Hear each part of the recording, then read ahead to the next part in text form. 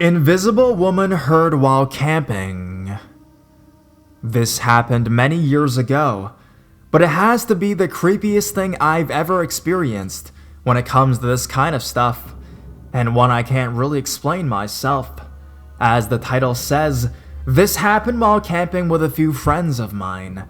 While the others took a bath or just hung around the campfire, I decided that I would take a short walk through the woods, which I did.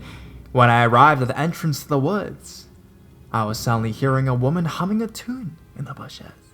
The fact I find creepy is the fact that I was completely alone. No one was with me. I had clear line of sight into the bush, which I know for a pure fact was empty. No woman, no radio, no music, nothing. Yet, I still know I heard her hum, clear as day, like she was right next to me. I ran back to the campsite where I told them, and, naturally, no one believed me. This really has to be the creepiest experience I've ever been a part of.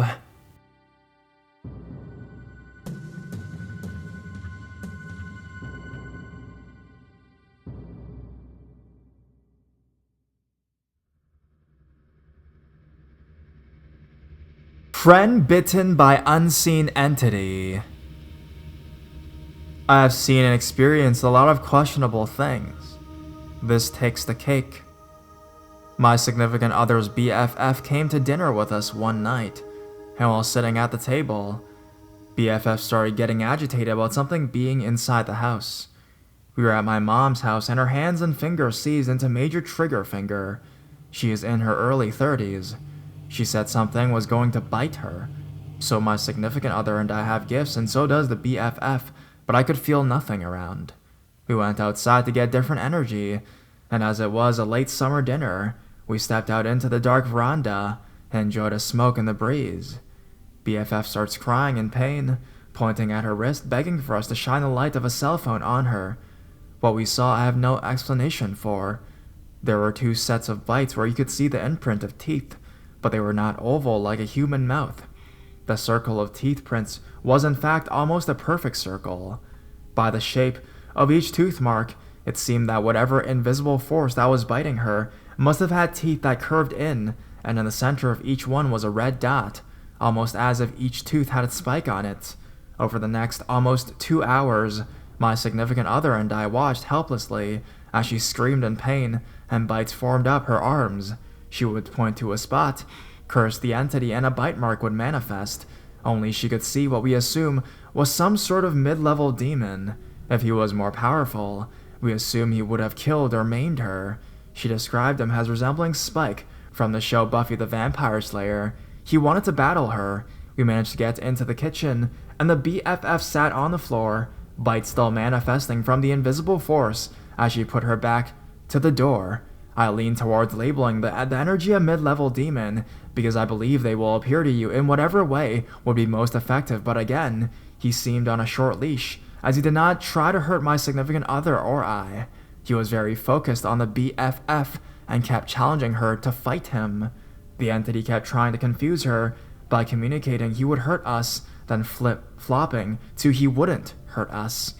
I have a BA in Psych, and am familiar with various types of hallucinations from working in the field that I work in, and there were 3 of us seeing the same exact thing.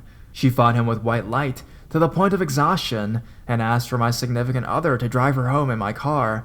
I apologized and said my car would not be used because hell, I watch horror movies. Nope, she called an Uber, and so my significant other went with her so she wouldn't be alone that night. BFF was a few times on her arms in the car. When I saw her in the morning, she had a fresh bite mark on her neck and some residual bruising. It's important to mention, the BFF is living an out-of-control lifestyle and was going to seek treatment the morning after the bite started. That's when I got a little more to the story. Apparently, this has happened at least once before, also the night before rehab, except the time that entity left marks that appeared self-injurious and being at a detox that got her special attention, aka in trouble. So at least twice now, the night before rehab, she was bitten by unseen, unwelcomed entities. For the current admission, she was going to have to embarrassingly state that they were bruises from intimacy, because otherwise she would have gotten in trouble again for self-injurious behavior, which is pretty messed up because if she told the truth, who was going to believe her? It was as if the attacks are to discourage her from seeking help for mental and substance abuse issues. She was maximizing the phrase living in sin.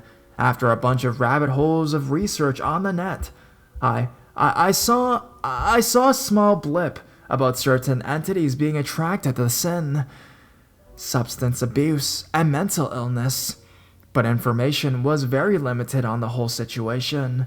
I also learned that focusing on pure love energy is a powerful way to fight back, aside from deity-related faith and prayer. That night, all my gifts were unusually mute.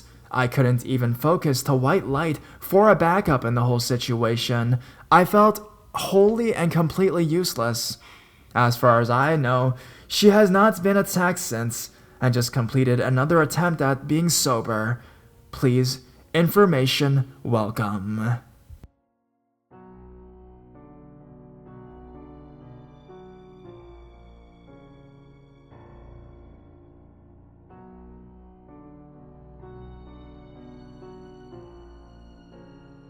I think I may have chased an invisible man out of my living room.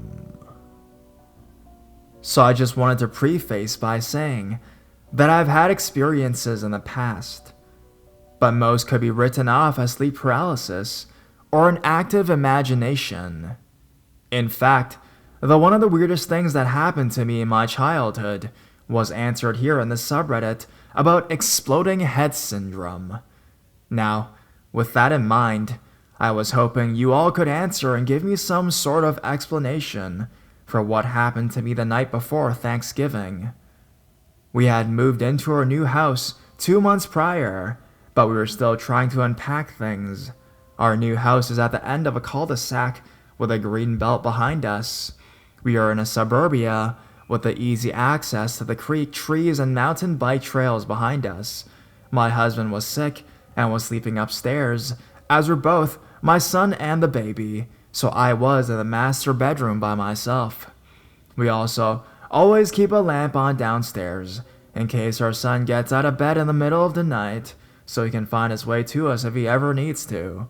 At around midnight, all I can remember is throwing the blankets off of me, jumping off of the bed, running down the short hallway, bypassing a moving box on the floor into the living room. In the living room, I stopped because I saw what I can only describe as an invisible man standing there in between the living room and kitchen. It looked like a normal human height, shaped like a man, but invisible like it was made out of water. I got the impression that it was surprised at being chased off and being seen. I remember saying out loud, "Oh my god, it's invisible!" And then it ran off towards our backyard and in doing so, slowly vanished. At this point, I'm just standing there, like an idiot, not knowing what to do. So I go upstairs and check on the kids and my husband to make sure that everyone in the whole house is fine, then go back to bed. Although I did go get my sick husband and force him to sleep in the bed with me after I couldn't go back to sleep. The weird thing that I can't explain is that this didn't feel like a dreamlike moment. I mean, I've had horrible experiences with like sleep paralysis before, and I can say with all authority that this was not it. From the moment I shot out of bed, I was most certainly awake. I also do not for the life of me remember anything prior to throwing the blankets off of me and running down the hallway, other than a feeling like something was wrong, and I had to protect my family like a mama bear. So, does anyone have any ideas or similar experiences? I appreciate your thoughts and opinions in advance.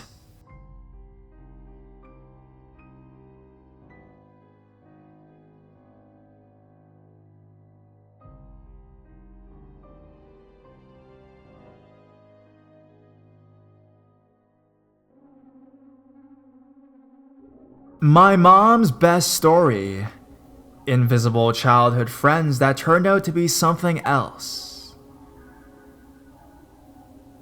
I'll start off by saying, we've all had strange experiences from time to time in this family, but my mother's stories are some of my personal favorites. And I feel that this story in particular is one of our best and most bizarre. My mom says that it started when she was about 10 years old. It was the end of the school day, and as she was walking out of the building to leave, she noticed two kids who seemed very odd and out of place. For one thing, they appeared to be twins. One was a girl and the other a boy, but their appearance was so genderless, it was difficult to distinguish one from the other. They wore similar clothes as well, but one was wearing a t-shirt with an American flag, and the other was wearing a shirt with a Union Jack. Their appearance was enough to make her raise her eyebrow a bit, but the feeling she had from being around them was stranger still. The boy began to approach her, while the girl stayed silent and still in the background, and he introduced himself as Herman, then introduced his sister as Lilith. My mom began seeing these two strangers around on her way home often, to the point that she would get hung up on talking to the boy. The girl never spoke and kept her distance in the background, and started coming home later than usual. When my grandma asked her why she was so late, she told her that she'd made a new friend. My grandma was pleased to hear that, and encouraged her to invite them over for dinner. Eventually, my mom asked them to accompany her home, and only then did she realize that she was the only one who could see them. She was shocked by that revelation, and again started to feel uneasy in their presence, though her friendship with the boy continued afterwards. Things quickly took a turn for the worst. Soon, he mentioned that his sister wanted to invite her into the world that they came from, but also warned her that if she chose to follow them, she would never ever see her family again. My mom started to become frightened by the sudden strangeness, and her friendship with these two quickly waned. She never saw them again. Now here's the kicker. Decades later, after deciding to go back to college for the fun of it, she decided to take a religious studies class. During this time, the professor covered a chapter on demonology and mentioned a demon named Lilith, who had been Adam's original wife before Eve. After defying both Adam and God, she became a demon who seduced men in their sleep and killed children, according to the story. She was beyond shocked when she learned this, and came to believe that she might have encountered an ancient evil. When I was told this story recently, I was absolutely fascinated by it. I thought it was very strange because of the fact that my family had been secular for generations, and knowledge of Lilith is not common. Trying to assume a rational explanation, I wondered how my mom could have known about her and projected her into an elaborate imaginary friend. However, the story only got more chilling as I started doing my own research after hearing the story. I found that an ancient text described that Lilith was born with a twin named Samuel, and both appeared in the form of androgynous twins. When I told my mother what I'd found out, she just about pissed herself. If the boy was Lilia's counterpart Samuel, which is my own idea, I don't know why he'd introduce himself under a different name and Lilith under her correct name, nor do I understand why they were wearing different flags, or what was that symbolism representing in the context of what happened, if anything. Well, that's the story. It is possibly one of her strangest and definitely one of my personal favorites. If I hadn't seen the look on her face as she told the story, or the look she gave me after I mentioned the information in which I had found, I would have taken the whole thing with a grain of salt, to be honest. However, my aunt and grandmother Also remembered my mother talking about this when it was happening, but none knew what Lilith was at the time and didn't think to be concerned. Ghost friends are fine. Demon friends are not.